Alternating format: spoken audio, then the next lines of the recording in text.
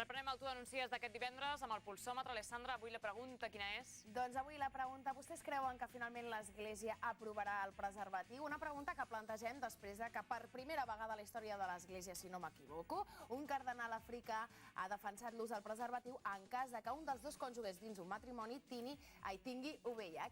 Així que aquestes són les seves respostes. És un primer pas. A mi em sembla molt bé que la Iglesia obri la mente i accepti el preservatiu, em sembla perfecte. Home, i que ja és hora que s'ho plantegi i que ho accepti, però en tots els casos. Cadascú pot fer el que vulgui. Poquet a poquet, no? Ara hem obert la porta, poquet a poquet. Es volen posar un preservatiu, que se'l posin, i si no se'l volen posar és el seu problema, però l'Església no es hauria de posar amb aquestes coses. Em sembla que hauria d'obrir-se l'Església en el tema del preservatiu. No crec, no crec. L'Església és molt tancada. Sempre ho ha sigut. S'haurà de tenir paciència amb l'Església.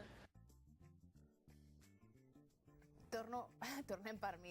A mi m'ha sobtat una resposta. L'Església no s'ha de posar en aquest tipus de qüestions. Avui amb nosaltres tenim el Ignasi Garcia, membre del secretariat d'E-Cristians. Bona nit. Bona nit. L'Església no s'ha de posar en aquests tipus de qüestions o...?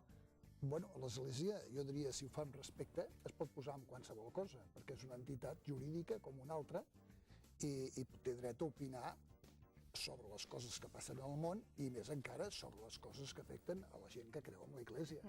Ara ho ha de fer amb respecte i ho ha de fer-ho d'una manera ordenada dins el joc democràtic que avui dia hi ha a la societat nostra. Però té dret a opinar o té dret a alliçonar les persones del que han de fer? Bé, jo crec que té dret a opinar en quan es manifesta per tota la societat i té dret a alliçonar per tots els membres que formen part de l'Església, perquè voluntàriament han entrat dintre l'Església, no hi ha ningú que estigui obligat a entrar-hi.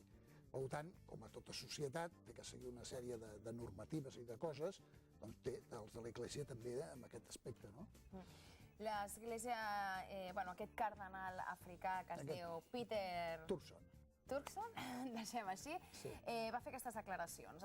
Defensava l'ús del preservatiu en el supòsit que dins d'un matrimoni un dels seus cònjuges tingui VIH. A vostè li van sorprendre aquestes declaracions? Vostè creu que s'obre unes diferències entre l'Església del món, l'Església del Papa i l'Església africana? Perquè, de fet, van ser unes declaracions que es van fer dins un seminari de bisbes africans. Bueno, en primer lloc, el tema aquest del preservatiu en matrimonis que un estigui infectat i l'altre no és pas un tema d'ara, és un tema que ve d'abans. El cardenal Martini, ja a Milan, també va fer unes declaracions. Hi ha hagut la conferència episcopal, crec que és de Filipines, que es va manifestar també en aquest tema.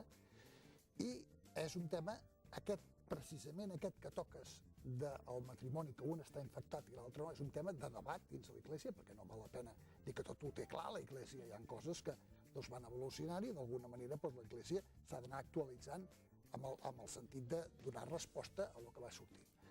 Però, esclar, aquest és un tema que té moltes... perquè ell va dir més coses. Va dir, d'acord amb que hi hagi això, però els preservatius haurien de ser de millor qualitat, amb la qual cosa no saps exactament, clar, si els preservatius... De millor qualitat en el cas d'Àfrica. En el cas d'Àfrica. Perquè deia que, clar, aquí a Àfrica... Arriba tot el que no volen els occidentals. Esclar, nosaltres estem parlant d'aquest tema, i no sé si m'allargo jo ja així, o tu em vas preguntant. No, com vulguis, que vens a explicar. Aquest és un tema important, perquè és un tema que afecta 33 milions de persones.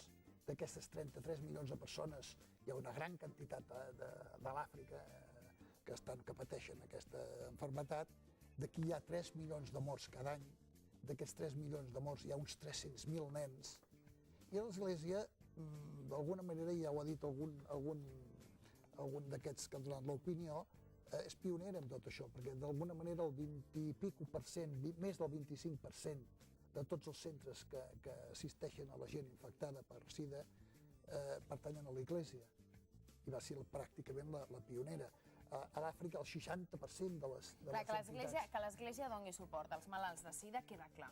No, ja ha sigut pionera en aquest terreny. Però hem hagut d'esperar el 2009 per considerar que l'ús del preservatiu pot estar autoritzat per l'Església sempre i quan sigui una parella fidel i que un dels dos estigui infectat per VIH? T'entenc perfectament la pregunta i diré una resposta molt clara.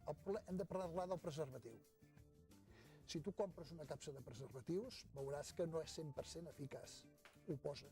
Posa sexo seguro. o si vas a la lletra petita, que jo tinc que agafar les ulleres per mirar, veuràs, no és 100% segur. Aleshores, no és 100% segur amb el tema de l'embaràs, de l'espermatozoo, que té un tamany determinat, però el virus de la sida és 450 vegades més petit que l'espermatozoo.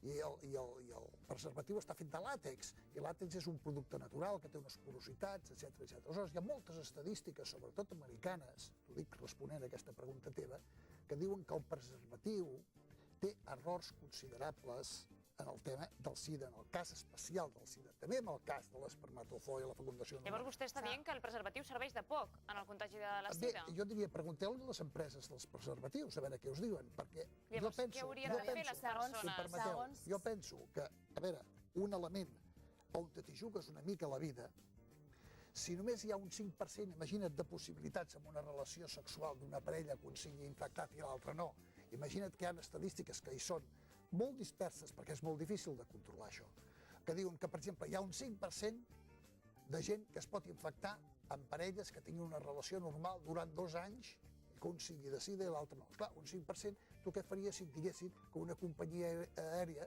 el 5% dels vols cauen? T'hi pujaries o no t'hi pujaries?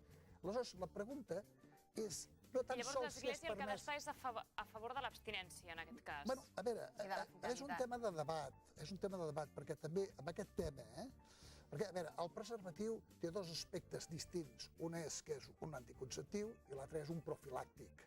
Són 2 temes. Esclar, si els barregem tots 2, aleshores aquí però és difícil. anem al que jo li preguntava, perquè vostè m'estava fent referència a la meva pregunta, però realment jo crec que encara no me l'ha contestada. Jo el que li dic és, hem hagut d'esperar a l'any 2009, que sembla que ja estem molt avançats amb l'ús dels preservatius, perquè l'Església faci el primer pas, obri la porta i digui, bueno, només amb aquest cas de fidelitat... I no l'ha fet, realment. Això ha estat una postura individual d'un cardenal. Imagina't. No, individual que ja ve, ja us que ja ve refrendada, clar. El que passa és que el que realment amoïna l'Església, i hem de considerar que l'Església té molta experiència en aquest tema, com us deia abans per les xifres, esclar, si hi ha una petita possibilitat de que l'altre quedi infectat i tu realment t'estimes a la parella que està sana, i aquest percentatge, per les estadístiques que hi ha, existeix. Hi ha un petit percentatge perquè es contagin, però imagini's si no se n'usa de preservatiu. Hi ha un percentatge molt elevat. Llavors, potser no és més fàcil l'Església, en lloc de gastar-se els diners en curar aquestes persones que pateixen SIDA, que els dona una ajuda humanitària, perquè hi ha no sé quants milions d'afectats a l'Àfrica, no és millor que utilitzin un preservatiu i s'estalviïn això? Bueno, a veure, m'has fet una pregunta, però tornem a estar allà mateix, en el sentit de que, esclar, a veure, utilitzem el preservatiu o no l'utilitzem? En aquest cas, en aquest cas de profilàctic, en aquest cas d'una parella. Bueno, si el preservatiu, per exemple, és de baixa qualitat, com els d'Àfrica, que deia aquest senyor, que els envien totes les escorrialles, per què el Sant Pare diu, i ja tornem un tema d'aquests també crític, per què el Sant Pare diu, el preservatiu fins i tot potser augmenta encara el SIDA, que van ser les declaracions que va fer. Per què? Doncs perquè arriben allà tota una sèrie de partides de preservatius que potser no gaudeixen. Si tu agafes la capsa de preservatius, s'ha de tindre amb una humitat, s'ha de tindre no sé què, amb una temperatura, t'ho imagina't, amb climes com l'Àfrica, totes aquestes condicions com varien. Ho dic perquè aquest tema és complex. Les dades que vostè deia d'aquests estudis americans són unes dades que es poden veure a Ciprensa, que és un portal cristià, i diu que la transmissió del SIDA falla només en un 10% de les ocasions, tot i que hi ha altres estudis que asseguren que el percentatge podria augmentar fins al 30%. Què vol dir això? Sí. No, què vol dir? Esclar, aquests percentatges són relatius, són absoluts, són en quin període de temps. Quan dones percentatges d'aquests, és difícil enquadrar-los. El preservatiu, per exemple, mitiga la transmissió un 80%. Bueno, a veure, un 80% que respecte si no s'utilitza, en quant de temps, en quina... Esclar, tot això és una mica complicat.